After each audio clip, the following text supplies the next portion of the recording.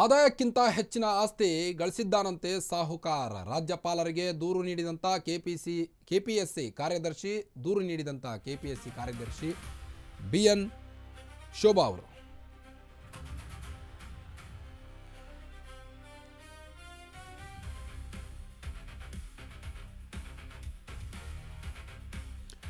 KPSC ಸಾಹುಕಾರ ಶಿವಶಂಕರಪ್ಪ ಮೇಲೆ ಈಗಾಗಲೇ ಸಿಐಡಿ ನಿಗಾ ವಹಿಸಿದೆ. ಇದರ ಮಧ್ಯೆ ಈಗ ಆದಾಯಕ್ಕಿಂತ ಹೆಚ್ಚಿನ ಆಸ್ತಿ ಗಳಿಸಿದ್ದಾರಂತೆ ಸಾಹುಕಾರ ಅನ್ನೋ ಪ್ರಶ್ನೆ ಮೂಡಿದೆ. ಈಗ ರಾಜ್ಯಪಾಲರಿಗೆ ದೂರು ನೀಡಿದಂಥ ಕೆಪಿಎಸ್ಸಿ ಕಾರ್ಯದರ್ಶಿಯಾದಂಥ BN ಶೋಭಾ ಅವರು 2023-2025ನೇ ಸಾಲಿನಲ್ಲಿ ಆದಾಯಕ್ಕಿಂತ ಹೆಚ್ಚಿನ ಆಸ್ತಿ ಗಳಿಕೆ ಮಾಡಿದ್ದಾರೆ ಅನ್ನೋ ಆರೋಪ ಕೇಳಿ ಬರ್ತಾ ಇದೆ. ಈಗ 2019ರಲ್ಲಿ ಕೆಪಿಎಸ್ಸಿ ಆಯೋಗದ ಸದಸ್ಯರಾಗಿ ಸಾಹುಕಾರ ಆಯ್ಕೆಯಾಗಿರ್ತಾರೆ. ಬಿಜೆಪಿ ಆಡಳಿತದ BSY ನೇತೃತ್ವದಲ್ಲೇ ನೇಮಕಾತಿಯಾಗಿರುತ್ತೆ ಶಿವಶಂಕರಪ್ಪನವ್ರದ್ದು. 2019ರಲ್ಲಿ ಕೆಪಿಎಸ್ಸಿ ಆಯೋಗದ ಸದಸ್ಯರಾಗಿ ಬಿಜೆಪಿ ಆಡಳಿತದ BSY ನೇತೃತ್ವದಲ್ಲಿ ನೇಮಕಾತಿಯಾಗಿರ್ತಾರೆ. 2021ರ ಏಪ್ರಿಲ್ನಲ್ಲಿ ಕೆಪಿಎಸ್ಸಿ ಆಯೋಗದ ಅಧ್ಯಕ್ಷರಾಗಿಯೂ ಕೂಡ ಆಯ್ಕೆಯಾಗಿರ್ತಾರೆ.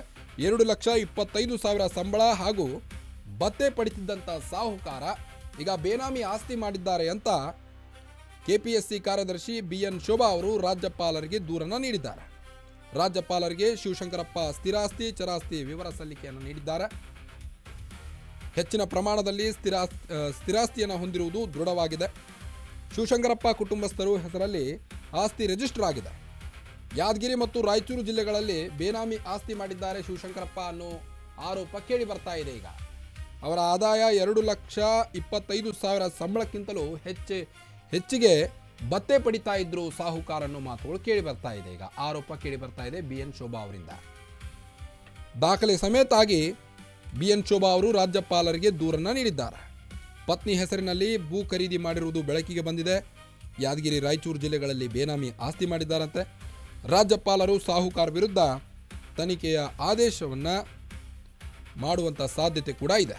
ಈಗಾಗಲೇ ಸಿಐಡಿ ಅಧಿಕಾರಿಗಳು ಈ ಬ್ರಹ್ಮಾಂಡ ಭ್ರಷ್ಟಾಚಾರವನ್ನು ಭೇದಿಸಲಿಕ್ಕೆ ಮುಂದಾಗಿದ್ದಾರೆ. ಆರೋಪಿಗಳನ್ನು ವಶಕ್ಕೆ ಪಡೆಯಲು ಸಿಐಡಿ ಅಧಿಕಾರಿಗಳು ಮುಂದಾಗಿದ್ದು 2 FIRಗಳನ್ನು ಕೂಡ ಈಗ ರಾಜ್ಯ ಸರ್ಕಾರ ಸಿಐಡಿಗೆ ವರ್ಗಾಯಿಸಿದೆ. ಪಶು ವೈದ್ಯಾಧಿಕಾರಿ ಹುದ್ದೆಯಲ್ಲಿ ನೇಮಕಾತಿ ಹಗರಣಕ್ಕೆ ಸಂಬಂಧಪಟ್ಟಂತೆ ಈಗ ಮತ್ತೊಂದು ಆರೋಪ ಕೇಳಿ ಬರ್ತಾ ಇದೆ ಶಿವಶಂಕರಪ್ಪ ಮೇಲೆ. ಹೆಚ್ಚಿನ ಪ್ರಮಾಣದಲ್ಲಿ ಸ್ಥಿರಾಸ್ತಿ ಹೊಂದಿರುವುದು ದೃಢವಾಗಿದೆ.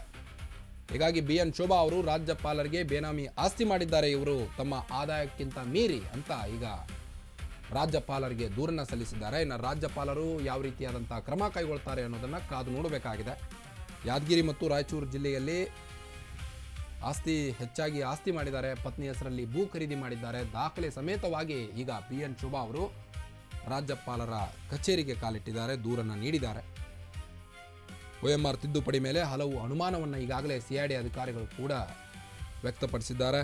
ಮಧ್ಯವರ್ತಿಗಳ ಮೂಲಕ ಅಭ್ಯರ್ಥಿಗಳಿಗೆ ಸಾಹುಕಾರ ಸಂಪರ್ಕ ಇತ್ತು ಅನ್ನೋದು ಕೆಲವೊಂದು ಕಡೆ ಅನುಮಾನ ಮೂಡ್ತಾ ಇದೆ. ಮತ್ತೊಂದು ಕಡೆ ದೊಡ್ಡ ಮೊತ್ತದ ಹಣ ವರ್ಗಾವಣೆ ಆಗಿರುವಂಥ ಸಾಧ್ಯತೆ ಕೂಡ ಇದೆ ಅನ್ನೋದು ಹಲವಾರು ಕುತೂಹಲವಾಗಿದೆ. ಈಗ ಕೆಪಿಎಸ್ಸಿ ನೇಮಕಾತಿ ನೋಟಿಫಿಕೇಶನ್ ಸೇರಿ ಹಲವು ಮಾಹಿತಿಯನ್ನು ಈಗಾಗಲೇ ಸಿಐಡಿ ಅಧಿಕಾರಿಗಳು ಸಂಗ್ರಹಿಸ್ತಾ ಇದ್ದಾರೆ. ಎಷ್ಟು ಅಭ್ಯರ್ಥಿಗಳು ಪರೀಕ್ಷೆಗೆ ಅರ್ಜಿಯನ್ನು ಸಲ್ಲಿಸಿದ್ರು, ಇನ್ನು ಎಷ್ಟು ಅಭ್ಯರ್ಥಿಗಳು ಪರೀಕ್ಷೆಗೆ ಹಾಜರಾಗಿದ್ದರು, ಪರೀಕ್ಷೆ ಕೇಂದ್ರದ CCTV ಸೇರಿ ಮಾಹಿತಿಯನ್ನು ಒದಗಿಸಲು ಈಗಾಗಲೇ ಸಿಐಡಿ ಅಧಿಕಾರಿಗಳು ರಾಜ್ಯ ಸರ್ಕಾರಕ್ಕೆ ತಿಳಿಸಿದೆ. ಇದರ ಮಧ್ಯೆ ಈಗ ಆದಾಯಕ್ಕಿಂತ ಹೆಚ್ಚಿನ ಆಸ್ತಿ ಮಾಡಿರುವುದು ಶಿವಶಂಕರಪ್ಪನವರು ಆಸ್ತಿ ಮಾಡಿರುವುದು ಈಗ ತಿಳಿದು ಬರ್ತಾ ಇದೆ. ಇದರ ಆರೋಪದ ಬೆನ್ನಲ್ಲೇ ಈಗ ದೂರನ್ನು ನೀಡಿದ್ದಾರೆ ಕೆಪಿಎಸ್ಸಿ ಕಾರ್ಯದರ್ಶಿಯಾದಂಥ BN ಶೋಭಾ ಅವರು. 2,25,000 ಸಂಬಳ ಇತ್ತು ಇವ್ರದ್ದು. ಅದು ಬಿಟ್ಟು ಹೆಚ್ಚಿಗೆ ಭತ್ಯೆ ಪಡಿತಾ ಇದ್ರು.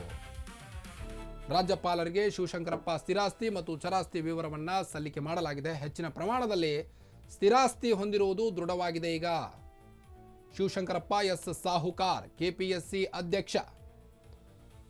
ಕೆಪಿಎಸ್ಸಿ ನೇಮಕಾತಿಯಲ್ಲಿ ಬ್ರಹ್ಮಾಂಡ ಭ್ರಷ್ಟಾಚಾರ ಮಾಡಿರುವುದಾಗಿ ಈಗ ಆರೋಪ ವ್ಯಕ್ತವಾಗ್ತಾ ಇದೆ ಶಿವಶಂಕರಪ್ಪ ಅವರ ಮೇಲೆ. ಇದರ ಮಧ್ಯೆ ಈಗ ಬೇನಾಮಿ ಆಸ್ತಿ ಮಾಡಿದ್ದಾರೆ ಅಂತ ಕೆಪಿಎಸ್ಸಿ ಕಾರ್ಯದರ್ಶಿ BN ಶೋಭಾ ಅವರು ಆರೋಪ ಮಾಡ್ತಾ ಇದ್ದಾರೆ. ಒಂದು ಕಡೆ ಪತ್ನಿ ಹೆಸರ ಮೇಲೆ ಹಾಗೂ ರಾಯಚೂರು ಯಾದಗಿರಿಯಲ್ಲಿ ಆಸ್ತಿಯನ್ನು ಮಾಡಿದ್ದಾರೆ, ಬೇನಾಮಿ ಆಸ್ತಿಯನ್ನು.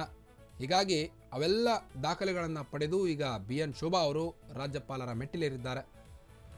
ರಾಜ್ಯಪಾಲರಿಗೆ ಈಗಾಗಲೇ ದೂರನ್ನು ಕೊಟ್ಟು ಈ ಬಗ್ಗೆ ಸರಿಯಾದ ತನಿಖೆ ಆಗಲಿ ಅಂತ ಆದೇಶವನ್ನು ನೀಡಿದ್ದಾರೆ BN ಶೋಭಾ ಅವರು. ಇನ್ನು ರಾಜ್ಯಪಾಲರು ಸಾಹುಕಾರ ವಿರುದ್ಧ ಯಾವ ರೀತಿ ತನಿಖೆ ನಡೆಸ್ತಾರೆ, ಯಾವ ರೀತಿ ಆದೇಶ ನೀಡ್ತಾರೆ ಅನ್ನೋದನ್ನು ಕಾದಷ್ಟೇ ನೋಡಬೇಕಾಗಿದೆ.